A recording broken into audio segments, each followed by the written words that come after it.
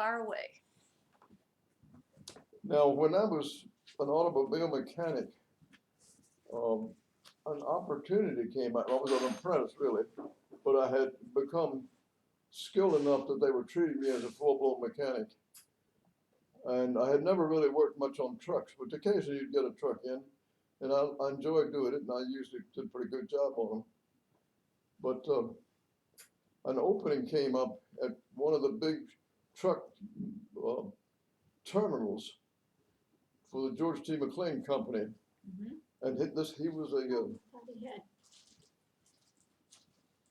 a businessman who ran all kinds of businesses, and one of them was servicing the naval shipyard. Mm-hmm. And his trucks would bring in big loads of concrete or long things of steel, all kinds of the things necessary to service and repair and help build if you had to do it, ships and submarines and things. So it was a very interesting thing. And my neighbors, two brothers, who we've been very friendly, and they said, "Why don't you come work for us? You're going to find this is a lot more fun than working on trucks, Mm-hmm. than working on automobiles and things." And I did, and so we got to be good friends. So that when I was drafted, there was a general, they took me out and we went and did things, and it was just a going away party basically, Mm-hmm. because everybody thought when you got drafted doing this thing was so bloody. You weren't coming back. Mm-hmm. So anyway, I did do that. I was very happy I did it because I learned so many other things in addition to just being an automobile mechanic. And the other thing that happened about that time was I met a girl about my age, and now I wasn't in school anymore. I dropped out. Mm-hmm. She was still in school, but we hit it off right away. Real nice girl. So, and I hadn't known her that long, but we would just enjoy places, going to the movies, going to things, the typical things that a young man and woman do. And I, of course, got drafted and everything. And then I wrote her a letter Mm-hmm. when I knew where I was going to be. And just a friendly, nothing special, just a letter to let her know, and so forth. And she sent me back a letter almost the next day, came back. And so I was in it for a couple of weeks. I'd send her a letter, and another one would come That back. helps keep your spirits up. Yeah, Sure. keep myself, you bet. Well, that's Yeah. the idea of a lot of the girls did that, just to keep the fellas from getting Depressed. Yeah, Big change. scared. Yeah. And then all of a sudden, the letter stopped. Mm-hmm.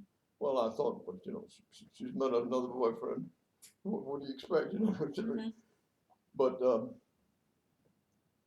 one of the fellas who knew me, and also knew J.E. Howell, and it was sort of a Tidewater, Virginia thing, Mm-hmm. just right there in the Army, a little cluster of us who came to the same place. He stopped me and he said, I heard about, I think her name was Janice at the time.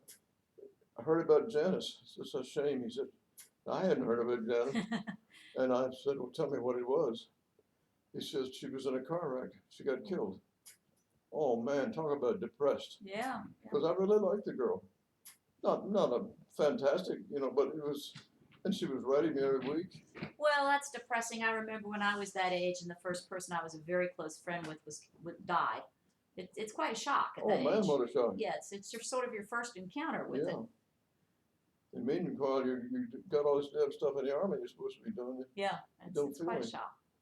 Well, I was in a very depressed mood there for about, I don't know, I'd say 4 or 5, maybe 6 weeks Mm-hmm. before I snapped out of it. Mm-hmm. And of course, I never heard from her again because she was dead. Yep.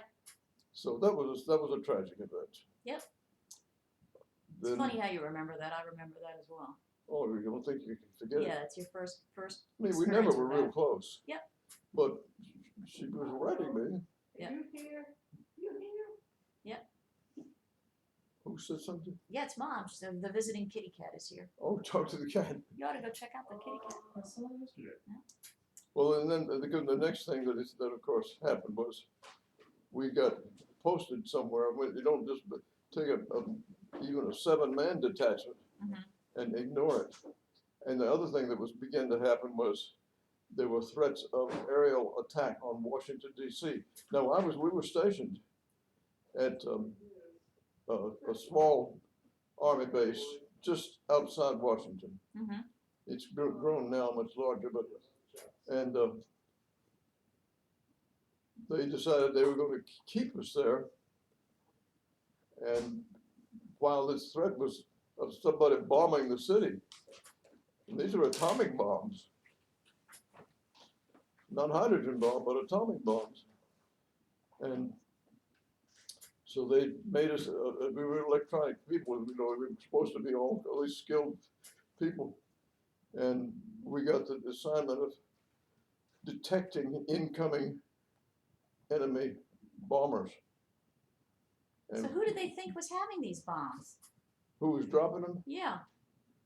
The Soviet Union. So they thought they had this. They just were misinformed as to how ready the Soviet capabilities were at that point in time. They figured that there was going to be a war. Remember that they had brought in troops, dangerous war equipment into what was it, Puerto Rico? Yeah, Cuba. This is Cuba, the whole Cuban Cuba. crisis. Yes, yes, yes. They were Okay. building a war against us. Yeah, We okay. didn't have to guess about it.